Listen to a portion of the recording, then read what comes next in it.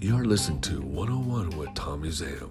On the 13th episode, we sit down with Ben Duffy talking about his latest documentary, Behind the Scenes We Are Skateboarders, and life.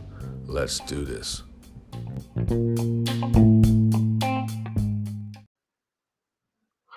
What up, Ben? How you doing, dude? What's up, player? How's it going?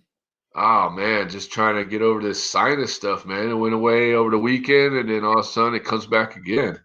Shit, at least it's not COVID. Oh, yeah, maybe knock on wood on that one, dude. It's all good as long as it's not the big bad beast. Nah, definitely not, dude. That would suck, dude. I'll be so bummed. But you know what? I think I had that. I mean, I had the symptoms like back in like late December, early January. I think before it like got so big. Because I know in California, they say California was the first one to get hit for the United States. So yeah.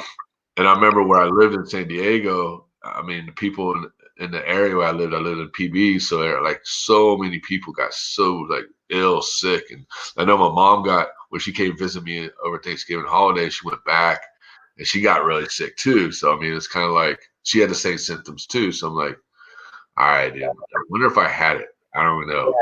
Yeah. My girlfriend's mom, same time that you said you had symptoms, she got really, really, really sick. And then she was later on, like, once COVID kind of came out in March or February or whatever it was, she was like, you know what? I probably did have it. I built up the antibodies. Yeah, that would be crazy, huh? Yeah. You never know. Scary to think that, dude, I know, yeah. I feel blessed that I haven't. I don't know. Whatever. I mean, I feel blessed that I don't have it or I had never had it yet. Whatever. Yeah, exactly. Well, you better knock on wood for that one. Yeah, sure. Well, cool. You ready? You ready to get into this interview? Of course, man. All right. Well, Ben, tell us a little about you. Some of the viewers might not know who you are, so just kind of like briefly, just tell us a little about you, where you're from, and what you're about. Yeah, it's funny because like I always said to everybody, like it's always so weird how it works. Like Stacy Peralta, like for the people who watched Dogtown and the Z Boys and Bones Brigade Autobiography, like they all know who Stacy Peralta is. But like for the people who've watched We Are Skateboarders, which like I don't know, man, like quite a fair number of people watched it, they have no idea who I am, and like I kind of like it like that. Like I think it's cool.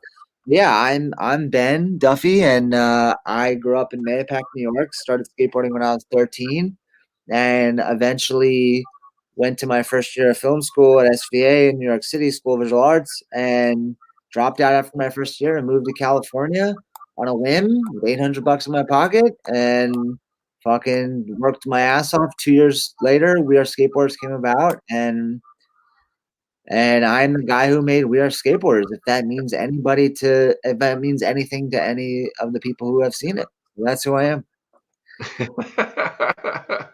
That's rad. And let's go back a little bit. Like, so you grew up in New York. What was it like growing up in New York? I grew up about an hour and 15 minutes north of New York City. Okay. So it was cool. I think I kind of had that like artist vengeance against where I grew up, to be honest. Like I really like I hated it, and it made me feel like I couldn't like ever accomplish anything just because everybody around me just kind of was like, they all went to University of Albany and like whatever. It's all well and good. It's just like as an artist, I was like, where am I ever going to go being from upstate New York, And it was cool. Like, I had the typical, like, I lived in a suburb, and, I got a friend. I made a friend at age 13, and he was introduced to skateboarding a little bit earlier than that. And he came up to me one day with his friend Joe, who I knew from high school, and was like, hey man, you want to come out and snowboard with us? So we snowboarded, we biked, we scootered, we skateboarded. And then 2 weeks later, I was like, I think skateboarding just works for me, and I'm gonna cut out all the rest. So, that was how I was introduced to skateboarding. And then he got a camera and an editing software 3 months later. So I was all about making videos. But yeah, man, it's like, I don't know, like growing up in New York was weird. And then to jump forward a little bit, and then I was in LA making We Are Skateboarders when I was 18 or 19. And I saw Ratatouille, the animation film, and they were like, not everybody can become a great artist, but a great artist can come from anywhere. So I was like, what, maybe I shouldn't have such of this kind of like tumultuous relationship where I grew up from, because it's not about the place. It's really just about the person and how much passion you have for your craft. And so, yeah, that's the most I could say about growing up in New York, is that it kind of led me to this belief that I couldn't do anything. But then I realized, sometimes you got to leave and come back to realize that you could do anything, but also like anything you wanted to or whatever. But also like, it's also not such a bad place. Yeah, definitely. And do you remember your first like video that you made for skateboarding? Yeah. It was called Don't Panic. There was Don't Panic. The second one was Second Thoughts. And the third one was called What is Juice? Because of that Dave Chappelle skit. He's like, man, what the fuck is juice? That's right, dude. And like, what like, as a filmer, like, how much hard work does it take to make sure that you capture the right stuff? You know what I mean? Like the right tricks, and people like, oh, I don't want to skate this spot or that spot. Like how, like, take us into that, like that filming stage. Yeah, I mean, at that age, 13 to 17, like, it was more about, we were more worried about like which parent of ours is going to give us a ride to North Salem High School to skate a 5-stair. But like, it was weird because like I was so concerned about that for so long, and that's kind of how I made the videos. Like, we just got to talk to our parents to drive us, and then we can film, and then we would like, we would do like heel flips or nollie heels down a 5-stair, and it'd be like gold to us. Mm-hmm. But then it was funny because like, I went to college for 1 year, and then I moved to New York. I moved to California, and it went from doing nollie heel flips down a 5-stair to working with like people like Lance Mountain, fucking doing inverts in a 10-foot bowl. So it's like, it's funny that you asked that, because it's like the contrast between filming skateboarding at 17 years old and filming skateboarding at 19 years old was like a completely different realm for me. But I mean, I think that the passion I developed from filming like whatever, like literally like a switch 180 down a 2-stair over a little planter, gave me the confidence to be like, I can, what's the difference between filming that and filming Lance Mountain do an invert in a 10-foot bowl, as long as you're filming it well, Yeah. No, definitely. I mean, that's pretty rad to, to think about that, because I mean, you're coming from like being 17 years old, skating your home, filming your homies, yeah, and getting like, these rad nollie heels down like 5-stair sets, and like, just having a blast. And then all of a sudden, you're in California filming top notch pros. You know what I mean? Yeah. Like, well, I mean, was it a big culture shock for you? It was so weird because like, we'll go more into this, but I was kind of like on cloud 17 because of my mental illness that I had at the time. So for me, I didn't have any, like, I just kind of thought, as you've seen in behind the story, like I kind of just all thought it was expected of me, and I just kind of like went out there and I was like, if I'm filming with a pro, or like a Ardo Sari or a Lance Mountain or a Mark Gonzalez, like this is all just this is all just part of the plan. And like, I didn't ever fan out, and I rarely ever fanned out, and I didn't ever get like a culture shock. I was just like, this is what I have to do, and I'm going to do it.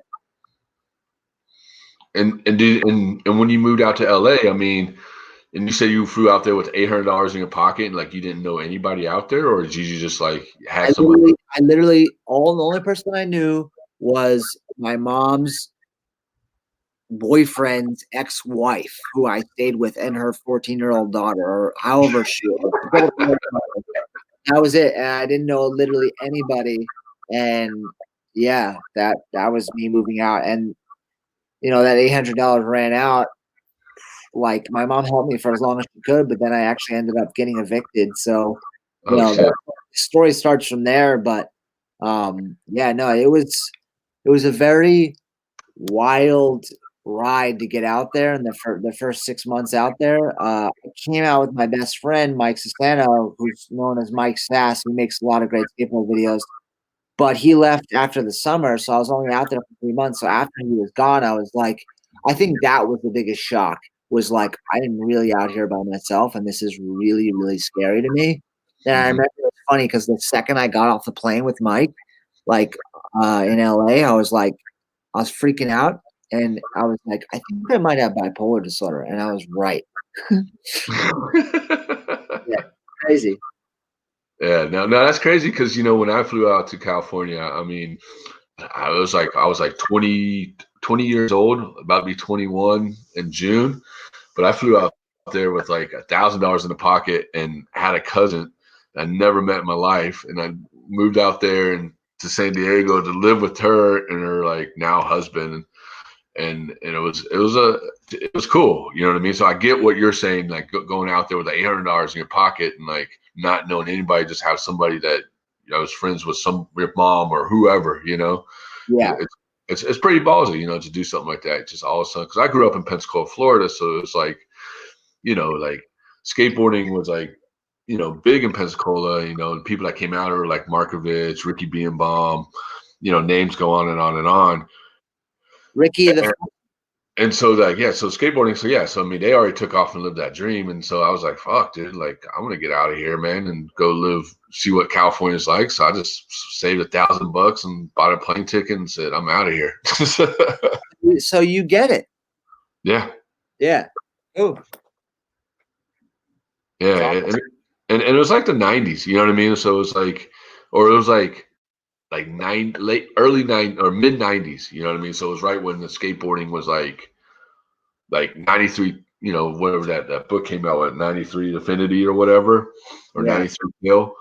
It's just like that era was when I moved out to San Diego, and it was actually pretty cool, so it's a different, you know what I mean? Coming from like a small like town to go into like a big city where you're just like, holy shit, dude, Yeah, I get it. I mean, like I said, I was living in New York City for a year at the School of Visual Arts, going to School of Visual Arts. So I was already accustomed to a big city, but I definitely wasn't accustomed to that feeling. And I think you could probably attest to this, like leaving all your friends behind for this, like, because you said all you knew was your cousin, and all I had was my mom's boyfriend's ex-wife. So, I mean, yeah.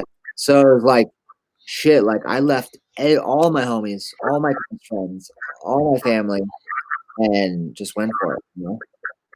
Yeah, and it's a great, and you know what, and you're probably like, you look at it now like, dude, that was the best thing I ever did in my life, It was what I needed to do at that time, just because of so many factors. But yeah, I do look back on it. I'm like, I'm grateful I did that. I really am. Yeah, and so when you were in LA, I mean, did you work for companies? Did you like had to like take a while to like start filming people and like had to earn that respect from other skaters and stuff like that? Or Man, it's so crazy that you're asking me these questions, because it's like, I think that, I mean, I don't know how deep you're trying to get on this show. I would imagine deep, but it was such an intense, painful experience for me that I've tried to block this stuff out for so long, and now we're talking about it, which I'm pretty hyped on.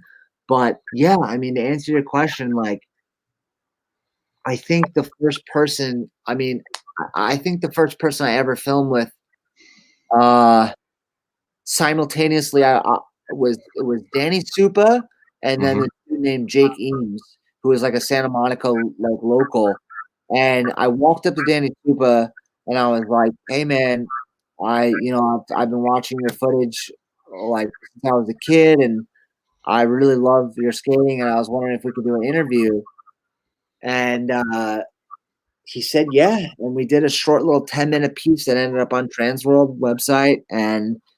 But I mean, other than that, it was like, I just kind of hung around ZJ's board shop or whatever it was called, ZJ's boarding house in Mm-hmm. Santa Monica. And I would talk to Alec Beck a lot. Alec Beck now works for the Tony Hawk Foundation, but he's a great skateboarder too, and a really wonderful guy. Yeah, And yes. So he, we would film a bunch and stuff like that, and then eventually he got some really amazing clips from the documentary. But the main source of the ability to get all the footage was from when I met Kurt Stevenson, who was the publisher of Power Edge magazine back in the day through 1987 to 1991. Like I explained the behind the story, and he was the one who gave me the credentials to be able to call and the contacts to be able to be like, hey, I'm making this documentary for Power Edge. How would you like to be in the film? So after that happened, things got a lot easier for me. Still very difficult, but things got a lot easier. Yeah, definitely. I mean, because a lot of this pro skaters or am skaters or whatever, they have their own set filmers. So they see some dude coming in, they're like, hey, I want to film you. They kind of like step back a little bit, you know what I mean? And they're like, let me see how you film. No, that's how I look at it. It's like they're kind of like step back and they look at you like, let me see how you film, or this and that. I mean, did you feel like some of the skaters were like that? So that's the thing, is that, remember in the behind the story, I was like, if I didn't meet Kurt Stevenson, I probably would have killed myself. Like, honestly, like all I wanted to do was film pro skaters and amateur skaters. So when I got that connection for Power Edge, I was pleasantly shocked on how willing the Rob Dyrdeks and the Colin McKays and the Rune Glifbergs and all those guys were, and Sean Sheffy, to be a part of the documentary, because I was like, man, like, I don't even know if I noticed it at the time, but I was so lucky to have that resource, like a Power Edge, so that I didn't have to go through what you were talking about. Like, I didn't have any backlash. Like, Cooper Wilt was like, yeah, like Power Edge, like let's meet up on Wednesday. Patrick Melcher, whoever it was, like Lance Mountain, Dwayne Peters, Mike Smith, like everybody was 100% down. And I really just got so lucky, I think. Oh yeah, dude. Because that's rad. Because I mean, I know a bunch of skaters, not skaters, but a lot of filmers from all around now that I see, and and I know, all moved to California to try to be the next big filmer for skateboarding, and I know a lot of them are struggling because it's so hard, because there's so many filmers and photographers that live in California, and to get into the industry, it's a lot harder than what it was when you were getting into it, because you had it easy because you got through Power, Power Edge helped you out to get you in that way. But a lot of these kids don't have those outlets, Correct. Yeah. Because they definitely, like Thrasher, to have their own set of people and they use all the time. They're not going to usually use like a kid they don't know. You know what I mean? Yeah, I mean, I think Kurt took a huge chance on me, but then again, Kurt really didn't have much to lose at the time because his magazine had died back in '91. So I think that he just kind of, I don't know, I just serendipitously met him on Ocean Park and Lincoln Boulevard, and he was like, would you be down to help me? And I was like, yeah, and I had no idea what I was getting myself into, but I feel very fortunate that I didn't even know what Power Edge was. I mean, I started skating in 2003. So, like, I didn't even know what Power Edge was, and I don't know. I hear what you're saying. It's just like, yeah, I hope I didn't ever take it for granted. I don't think I did because I worked my ass off, but like, no. That's awesome. I mean, that's awesome. You know what I mean? To have that, because I mean, like I said, it's really tough for a lot of filmers, these upcoming filmers who are moving out to California to be the next big time filmer or get paid or whatever they think, But for you, I mean, that's awesome to have that, someone to bring you under the wings. the thing is, though, I never got paid for it. I think that's what a lot of people might not realize is that it wasn't until the last place that I lived in, I was sleeping on my friend Zach's couch in Santa Monica or West LA or whatever. And I finally called up Kurt and his mom, and I was like, listen, I need $300 a month to do this. And that's nothing, right? But like before that, I didn't get paid at all. And I just did it. And that's why I got evicted. And then I lived on Dane Brummett's couch. And I just gave him a little bit of food stamp money he was like, give me $100 out of your food stamp money. And I only got $189 from food stamps. Like, Yeah. it wasn't, I think it was like a week or a month. I don't even know. But I think it was a month. But I starved every day pretty much to become that filmer. And I didn't I didn't really eat much, and I didn't drink or smoke. I mean, until I moved into Dane for the first year I was out there, I didn't drink or smoke at all. I didn't party. I didn't do anything but go to sleep and wake up the next day and hope for someone to film with. And yeah, it was crazy. Like I mean that I did not get paid for this experience until I got for the last 3 or 6 months. I was getting paid $300 a month. So that's the difference between me and the guys who are going out there now to try to become a filmer. That they're trying to make money, and I was literally just trying to make a documentary and starving and living with undiagnosed mental illness at the same time. Mm-hmm. Yeah, and and the hustle was pretty strong too, wasn't it?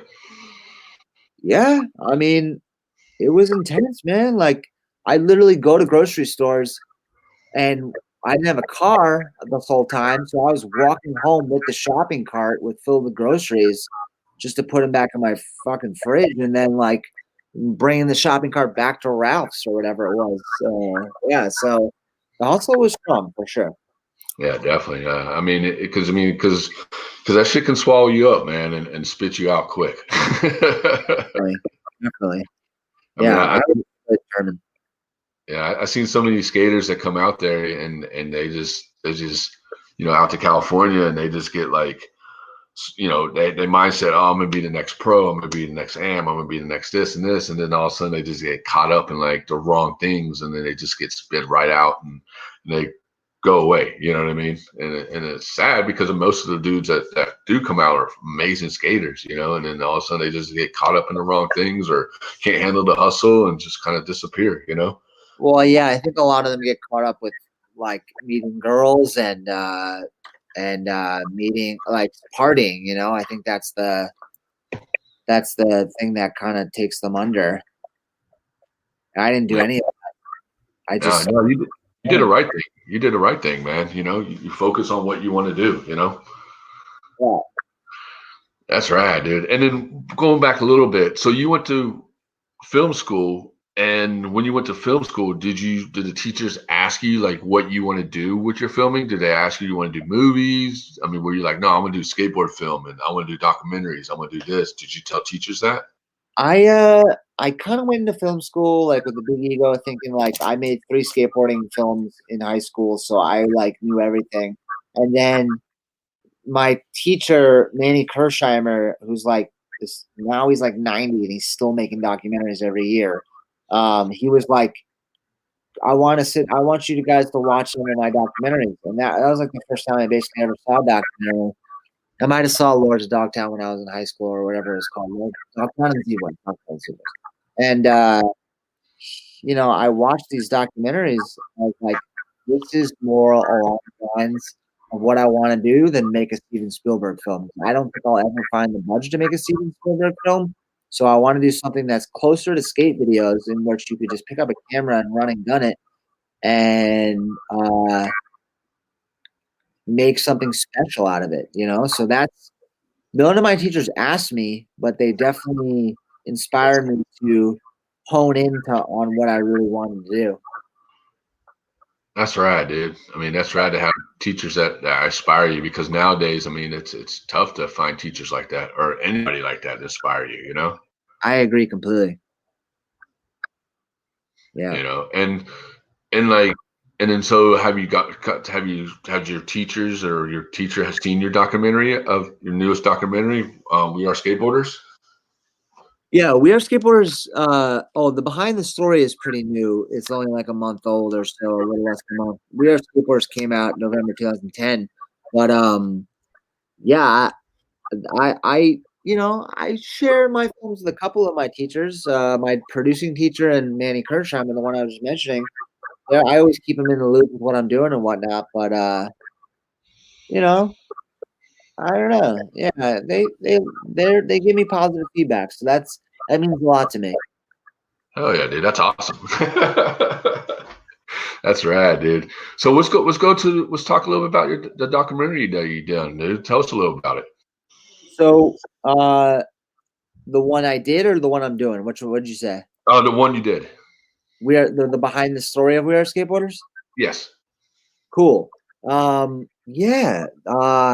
It was funny. I was just like having a panic attack in my girlfriend's mom's basement. And I was like, I gotta do something with this. Like, I just feel like I gotta do something. So I was just like, uh, I was just like, I want to go back to my dad's house, grab the hard drive with all the We Are Skateboarders footage, and I want to make like a little small documentary explaining my story behind making the film because I thought it'd be cool. I thought it'd be fun, and um, I thought maybe for all the people out there who liked We Are Skateboarders would want to know more. The same way that if Paul Thomas Anderson makes Boogie Nights, like I want to see the behind the story on that. Like I want to hear his perspective. So I took the initiative to grab the hard drive, and then I had my girlfriend film my interview on the front porch, and yeah, I don't know. I tried to just like tell the story of what really went down during the making of that film, and give my gratitude for the people that were in it. And yeah, I don't know. I work with 1091 Pictures, so I was like, can you guys distribute this? And they said yes, of course, and it was on from there. And how's it been? Like, have you getting a lot of good feedback from a lot of people, or? Actually, it's funny because you pretty much gave me some of the first feedback that I got from it, which was very positive feedback. So I really appreciate that from you. Oh yeah. Uh, but yeah, I don't know. It's on a bunch of platforms. I won't see results for a while, but it's on the Echo Boom Sports YouTube channel. I think it's kind of like plateauing at 1,800 views, but hopefully the Barracks posted about it. So that's cool. Oh And yeah. New York Skateboarding posted about it. You posted about it. And so I'm honestly like I didn't expect much. Like I wasn't like, oh, I'm gonna make like this much money off of this. I was just like happy to do it. And it was a good COVID project too. Like it was like I did it very early on in the COVID stages. So I was like, I need to work on something. But I think the feedback's been I think it's been pretty good. Yeah, I hope so.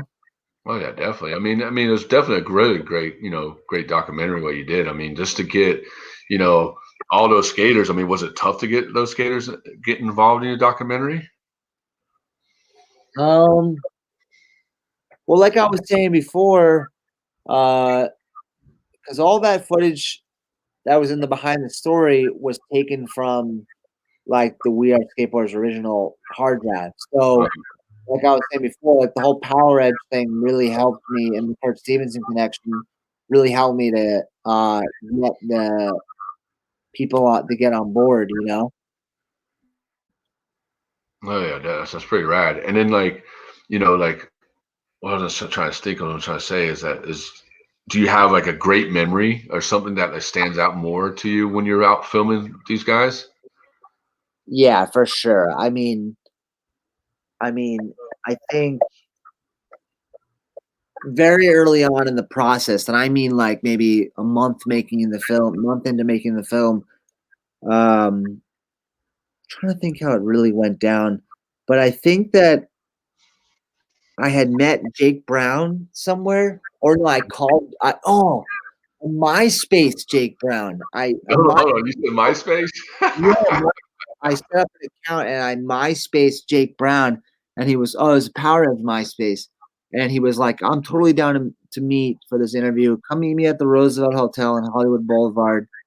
And yeah, literally he was there DJing, and he was like, "Hey, my friends Drew Glifberg and Colin McKay are here." So I was like, "Oh, great!" And they were like, "Oh yeah, what's up, man? Like Sean Sheffy's here too." So I interviewed all three of them that night, and then we went to watch Jake DJ in the bar at the Roosevelt Hotel, and um, Rob Dyrdek was there, and Colin McKay was like, "Hey, Rob, like."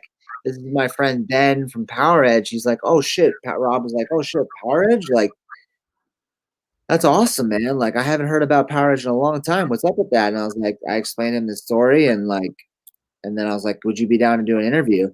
So, like, you got to think, like, at 19 years old, just coming out from New York, like, not knowing anybody, all the way to California, like, for that to happen, like, 2 weeks to a month into making the film, like, that was a very special memory of mine. I mean, it kind of like gave me the confidence to just be like, all right, like something's in the stars with this, you know? Yeah, yeah. No, that's right. I mean, because think about it. I mean, you just hit like what 5 different big name pros right there. Legendary pros all in one night. Sure, yeah, I know. I do think about it, and I'm like, I don't know. I guess I just like it's been so long since that night, you know, and I just like start to think like, why did that happen? I don't know. Like, I try not to look too deep into it, but I just I just feel really fortunate and grateful that it happened to me. Oh yeah. And do you have a favorite person that you've like one of your favorite people that you filmed, like something that stand out for you that made you feel like, dude, this is rad that I'm filming this person, like what he's talking about, his skating, everything. Like, do you have that one person? Yeah, I mean, there's so many guys that I interviewed. I mean, like I said in behind the story of We Are Skateboarders, like Dane Brummett was really like he became like I mean I haven't talked to him in like a couple of years, but not for anything like bad blood or anything. Just like we just haven't talked because he's been, working up his ranks in the growing business, whatever. But Yeah. he was like a brother to me, like truly like an older brother, and he took me in, and just the knowledge that he had about the skateboarding industry really woke me up to thinking like this 19-year-old thinking that everything in the skateboarding industry was just like, chocolate and rainbows, and it really wasn't like that. And the skateboarding industry is a lot like Hollywood in that it's very dog eat dog. And he woke me up to that, and that meant a lot to me because he gave me a lot of drive to making the film, like understanding what I was really going for, and Hmm. understanding the point, like, well, is Ryan Sheckler really just like, is he blowing it for skateboarding, or is he lifting it to a different level that it's never been in? And like Lance Mountain concluded that for me and stuff like that. So Dane was a huge factor. Not only he's just a rad dude. Like he introduced me to like, oh yeah, you just eat a little bit of salad in the morning and have a Snickers bar in the afternoon, and then you can survive the rest of the day. Like, because I was okay thing to eat, so I just I just did that. Like I was like, all right, I'll have a little bit of salad and then eat a Snickers bar at 3 p.m. and then we'll make it, So he really had that big brother effect on me, and then his interview specifically for We Are Skateboarders was very powerful, I think, and I put a little bit of that interview in the behind the story. Oh yeah, dude. And what he said about eating a little salad in the morning and Snickers in the afternoon, it's actually true. I would do the breakfast burritos, because they're like so big. You pay $6 for that thing, and it'll last you for like a whole day. Yeah, no, I, I, exactly. lived, I lived off of breakfast burritos and California burritos when I was out there, man. Nothing wrong with a California burrito. Hell no, dude. I can grab one right now, dude. California the burrito that has the fries in it, or is that something from Philadelphia? No, no, California burritos are the burritos with carne asada, cheese, guacamole, sour cream, and French fries or potatoes. They call it potatoes. Right? Yeah, right. Yeah, it's fucking. Yeah, that thing's huge, man. It's $6 for that thing. You can cut it in half in like 3 halves, and that'll last you for like a whole day. Exactly. Yeah. So I remember, one time I was eating what was it called? That really cheap. It's like the McDonald's of Asian restaurants. I can't believe I'm forgetting what it's called. There's one in MacArthur Park. Yoshinoya, something like that. yeah, I think I know what you're talking about. I can't think of the name of it either. Yoshinoya, that's it. And I was eating with Sammy Baptista, and I was like watching him eat, and I was like, man, like, oh, he finished. And I was like, Sammy, you think I can have the rest of it? He's like, go for it. And I was like, I'm in heaven right now, like, because I'm telling you, I just never ate. Uh-huh. That was a fine memory too. Well, that's good to have somebody like somebody like Dane to like teach you like everything. You know what I mean? Like how the industry works and how this does, and like showing you ways of like how to live your life. That's pretty fucking awesome to have somebody like that. Not to mention, but like when I came into his house, he was like, "Here's the weed, here's the whiskey. It's all fair game." So at that age, it meant a lot to me too. Yeah, I mean, because think about it, it made you who you are now. Yeah, exactly. Like I know I don't stop to think about that enough, but I do know that I was very impressionable at that age, and so I definitely wanted to be like Dane for sure, and it still resides in me for sure. Like I still have aspects of Dane in me for sure. Like wanting to be free and like because he's the freest man I know. Like even to this day, like now he's making all this money doing X, Y, and Z, and he's still getting to live because he went from being a professional skateboarder to being hit rock bottom, almost going to jail. Now he's making tons of money doing X, Y, and Z, and he's always lived that free lifestyle. That's kind of how I've always wanted to be, although it's definitely not always been like that for me in my later years. But yeah. Yeah, and you were talking about the industry. What did you learn about the industry? Oh man. So yeah, like I said, like it's a lot like Hollywood. It's a lot dog eat dog. Like, Ardo Sorry said it to me best. He was like, there's the egos are bigger in skateboarding than they are in the music industry. And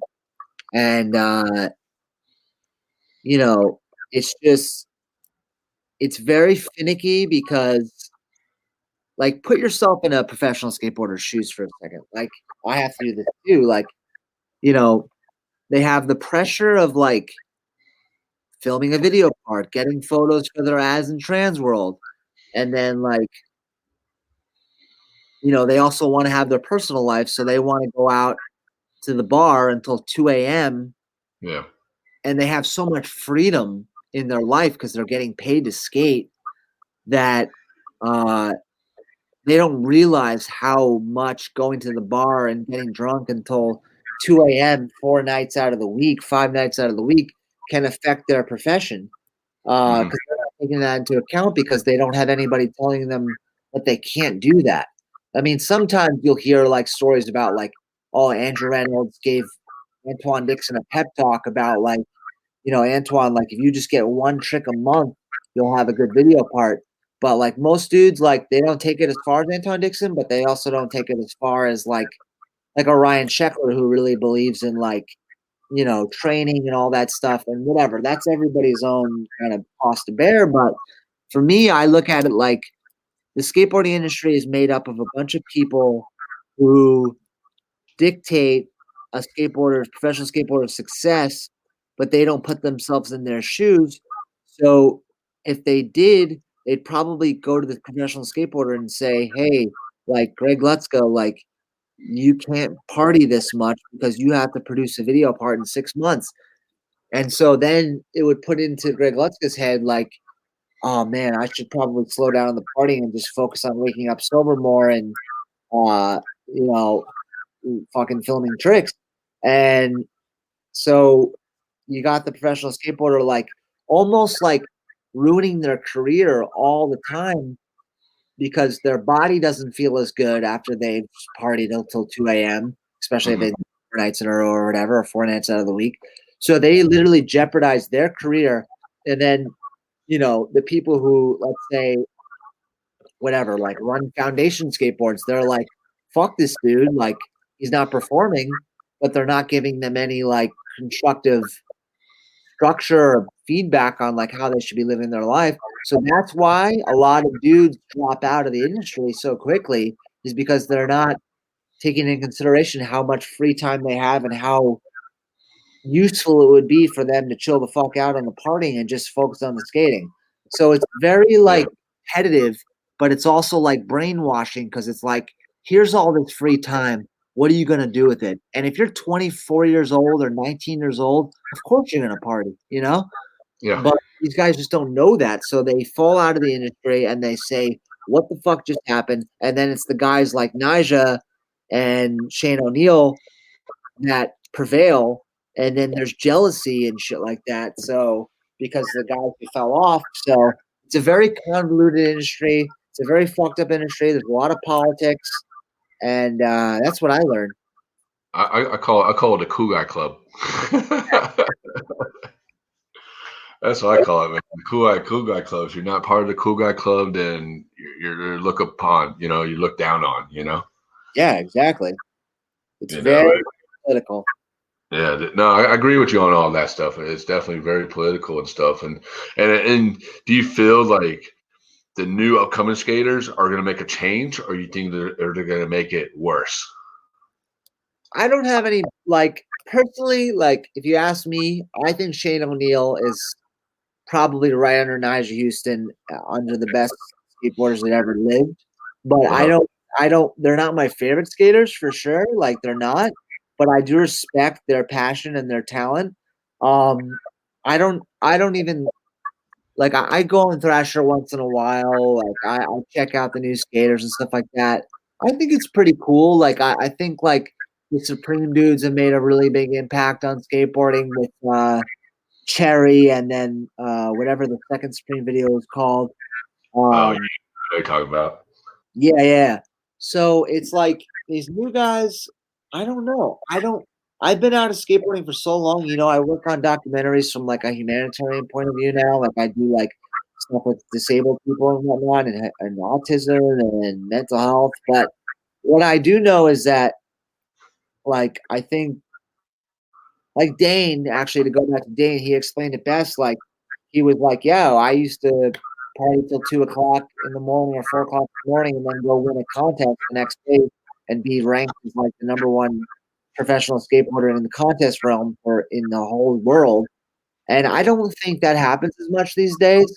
So I don't know, like maybe the skateboarding industry is Dane would you know, like tell Let's Go, like, dude, like, come party with us till 4 o'clock in the morning. And Let's Go to be like, nah, I can't. I got to win this competition tomorrow. But then, like, Dane would beat him. So I don't know. Like, maybe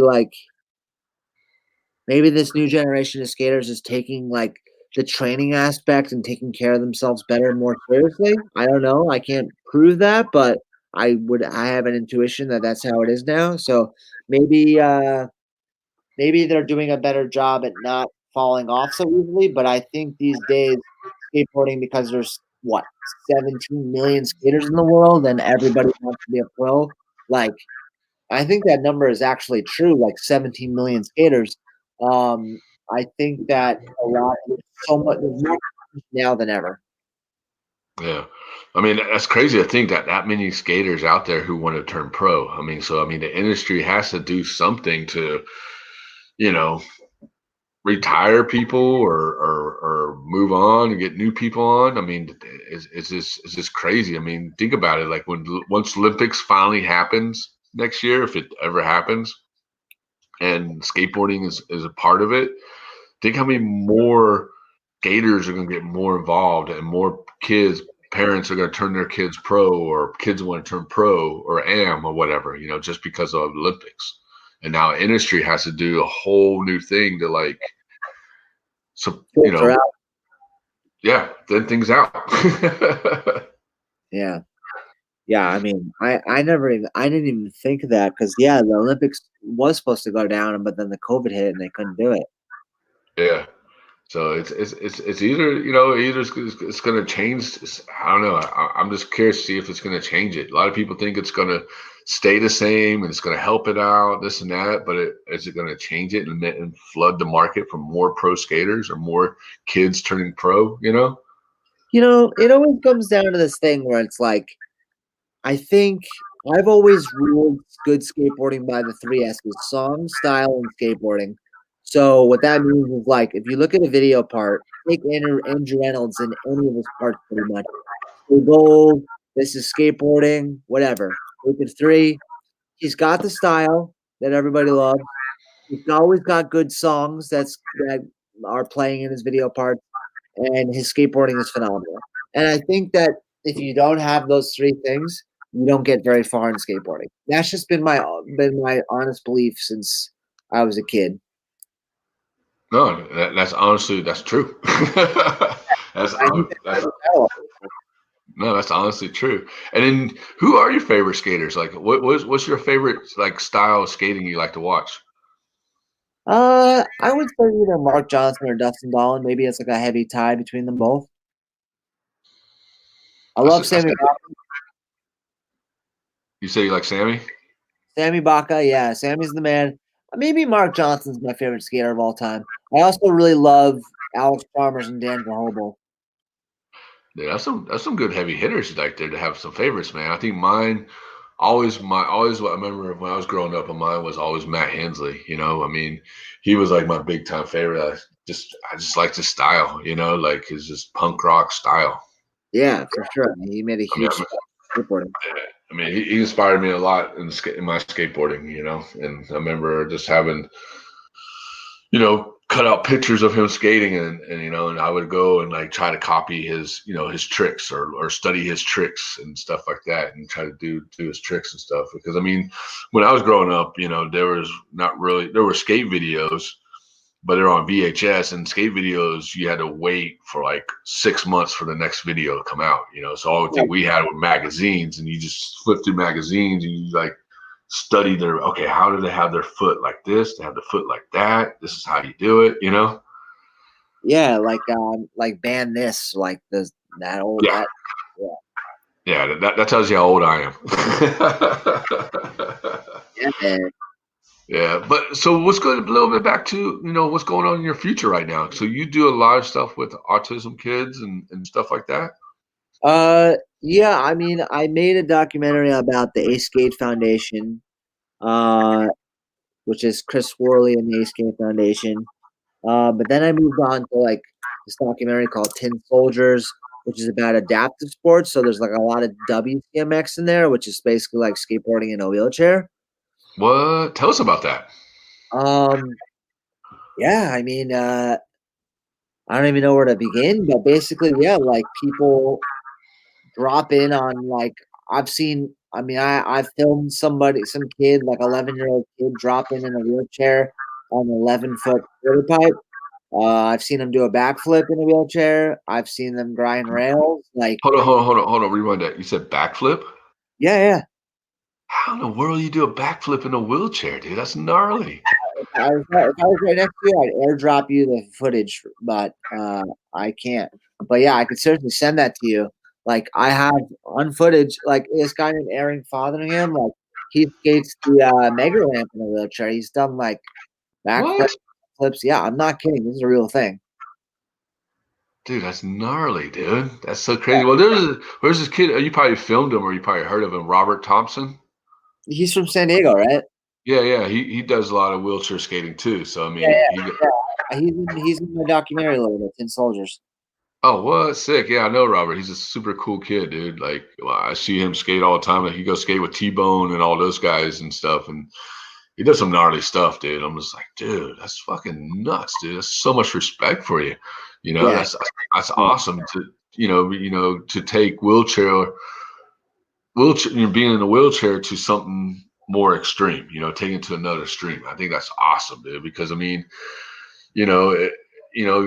it's just, I mean, just being in the wheelchair. I mean, I'm not trying to say anything negative or bad, but being in the wheelchair, you know, people get put in wheelchairs or for accidents or birth or whatever, Yeah. and you know they get depressed. You know, they get like all depressed because like, dude, I can't do what George is doing down the street, like skateboarding and stuff. But then also now you see a kid like Robert Thompson, you watching this video, he's gonna hike that kid in the wheelchair, be like, dude, I want to do that. I want to be like that kid. You know, it's just like skateboarding and surfing. You know, that's so rad. You know. Exactly. Yeah, I couldn't agree more. Yeah, I mean, as long as he doesn't jump on a scooter, that I'll be stoked on that. Oh man, it's nothing worse than like having one day off or whatever, and then going to the skate park on Sunday and it's just filled with scooter kids. Oh, those rainbow kids, man, it's so horrible, dude. I don't know who invented that shit, dude. That's just crazy. I mean, I see other crazy stuff. I see people now doing the I don't know I don't know where you're at, but down here where I'm staying right now in Florida, till everything gets clear up out in California, I'll be making my way back out there. But I'm staying in Florida right now, and I, I see here like people doing those one wheels things. You know what I'm talking about? They stand on their 2 feet and they got the one wheel, like one Yeah, big. yeah, I yeah. see people riding those. I'm just like, and they're like gangs of them too. They're like all like, you know, like they're all like a gang. I'm like, dude, what are you doing? Just ride a skateboard, or do something else. You know, like how can that be so fun? You know. Yeah, I know. I know what you mean. But yeah, there's some crazy things that get people event out there that like people be stoked on. You know, I remember this. I don't know if you remember the snake board. You remember that? Oh yeah, yeah, of course. Yeah. And there was and I remember that company was trying to push snakeboards so bad. I remember one time in PB, they they shut down like half of the boardwalk and had these people like do snakeboard demos out there to promote it. You know, just like what the fuck is this shit, dude? Yeah, I haven't seen a skateboard in quite a little while. I think I tried to ride it one time. It was just, it wasn't for me. Yeah, it's just people just trying to copy skateboarding. You know, as always. You know, fashion, everything. You know. Yeah, exactly. Um, yeah, and it's wild, man. But it just nothing ever kind of compares to skateboarding at the end of the day. No, no, definitely not, man. And so, what are you doing now? I mean, other than the other documentaries, like what you got brewing up? So what I got brewing up, me and my girlfriend are starting a company called Documentary Collective, Okay. and so we're based out of the Hudson Valley in New York, and we're essentially creating a brand that is uh, skateboarding, fashion, and trying to promote artists in the Hudson Valley. So, with her fashion background and my skateboarding background, we're really trying to create something to really propel the skateboarding community uh, into a different level, and then also like taking, just trying to, skateboarding with fashion. It's skateboarding are kind of all like the trendsetters, so we're trying to just kind of do that, make fashionable clothing that skaters will hopefully want to wear, and but also getting really amazing boards printed, and yeah, like I said, just trying to propel skateboarding to the next level. And there's not too much going on out here with.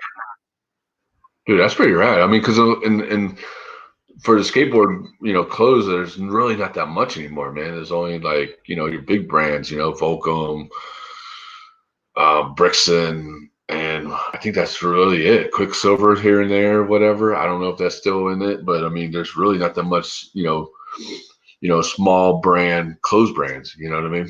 Yeah, exactly. And I mean, I don't know, man. Like, so for instance, like we're working with this nonprofit called Kingston Music Skate Park. Uh Kingston huh. is a city that's like 20 minutes away from where I live, and we're trying to do whatever we can to help these guys get a skate park built in Kingston, because skate parks are so few and far between here. It's insane. Like you have to drive 50 minutes to get to any skate park.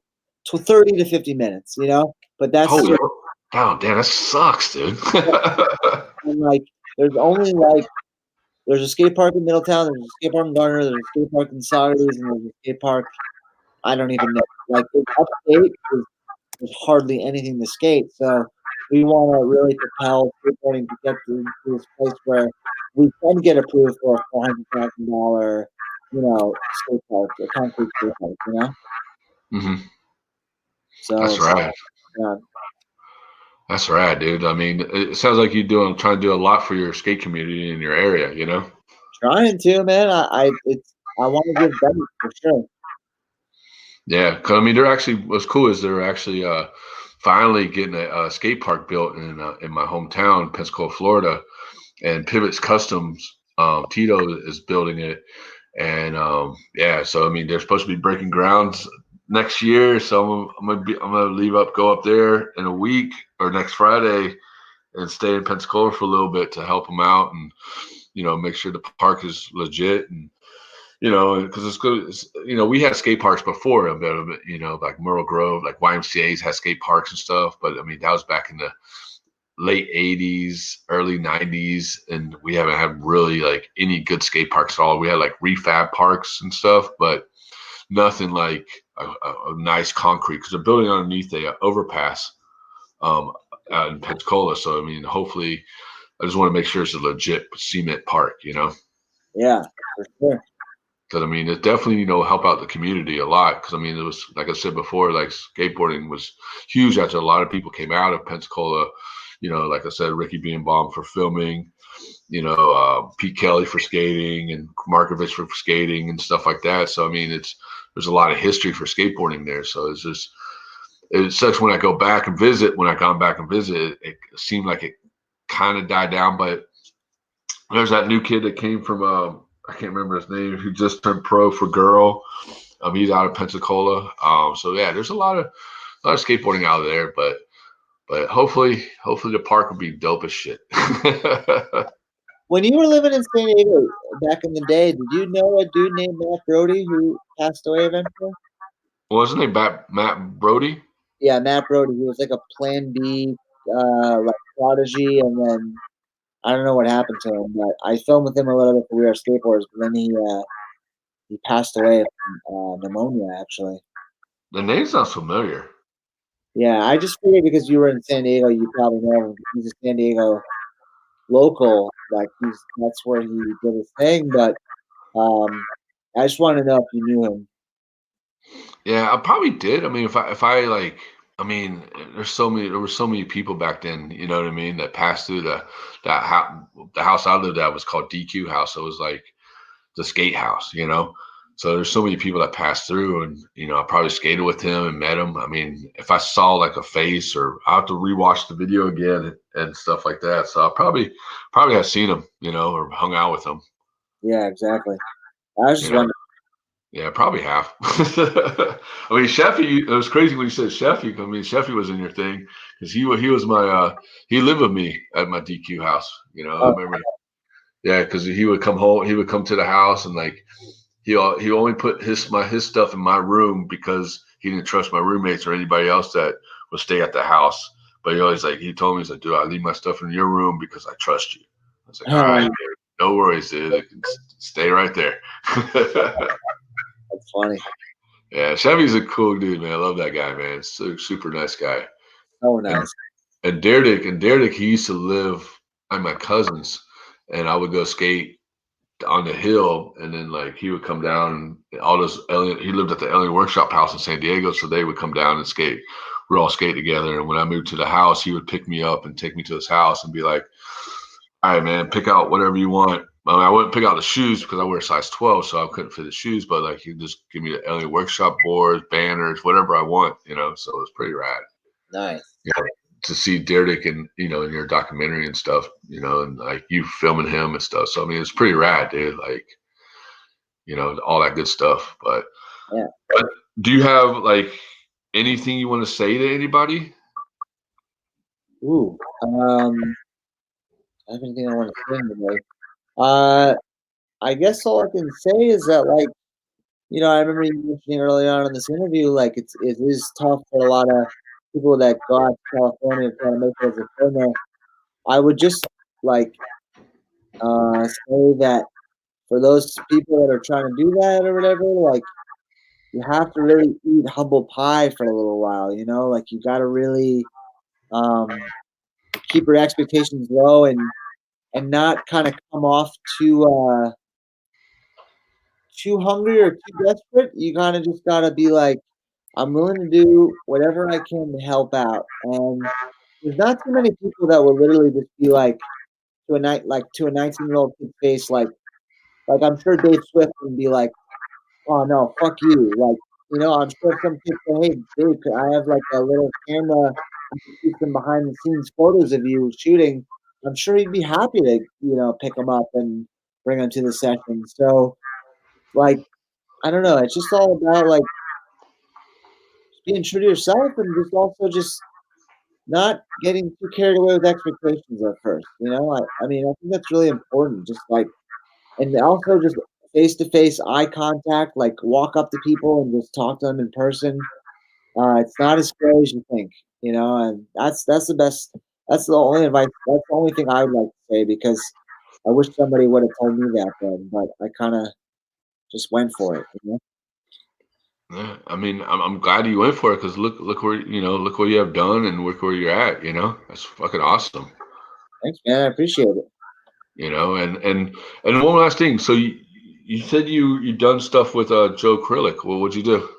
Joe Colic, yeah. Oh, yeah. So it's actually a really funny story. Quick story.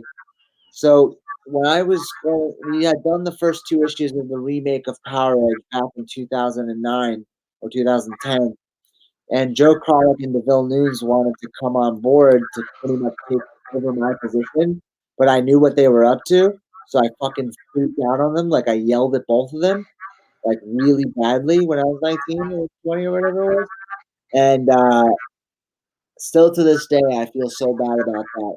So I actually I called Joe and I called DeVille. And I was like, guys, once I came to, and I was like, guys, I'm so sorry for yelling at you. Like, you guys are the fucking best. Like, you guys are amazing photographers. I should have never yelled at you. You know, like, it's all good, man. We get it. So all I can say about Joe is that he's a sweetheart, you know? Hell yeah, dude. He's definitely a good guy, man. You know, he's done a lot for skateboarding too. You know. Oh, yeah. Definitely does, dude. And so, where can people check out your documentaries at? Oh, cool. Yeah. So we are skateboarders on Amazon Prime and iTunes, and with the behind the story is for free on YouTube. Yeah, I think Echo Boom Sports distributed that, so it's on YouTube and it's on iTunes and Amazon Prime, and uh, or yeah, I don't know how it works on YouTube. Maybe it's free, but the ads cost. I have no idea. I don't even look into that shit, but yeah, that's where you can find them. Okay. And then, do you have like a website? Do you have like anything where people can like check you out or Yeah, anything? yeah. My personal website is benduffypresents.com. Okay. Yeah. And do you have an Instagram or anything or? Oh yeah. My Instagram is Run Seahorse Run, but they could also follow my new brand Hudson Valley Eclectics at eclectics.hv.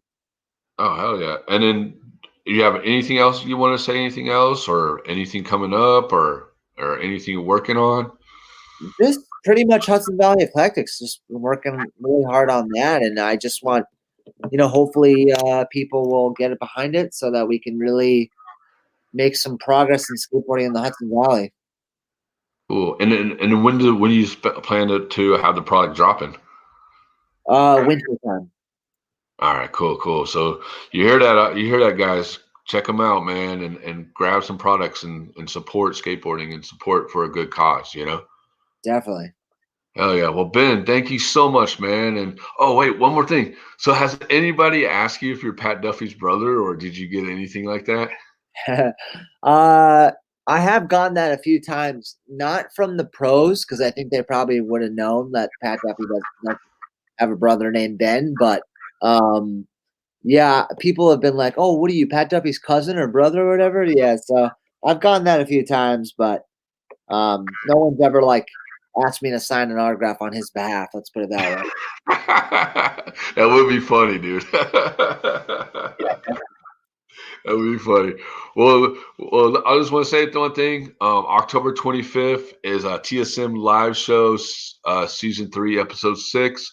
It's going to be a really good show. We're actually taking the show and traveling to a location, but you will find out what location it is on the 25th of October at 11 a.m. So make sure you check it out. You can check it on E360 TV, True Skateboard Mag Facebook page, and definitely you don't want to miss it because it's going to be definitely a good show. A lot of good people on there, musicians, all that stuff.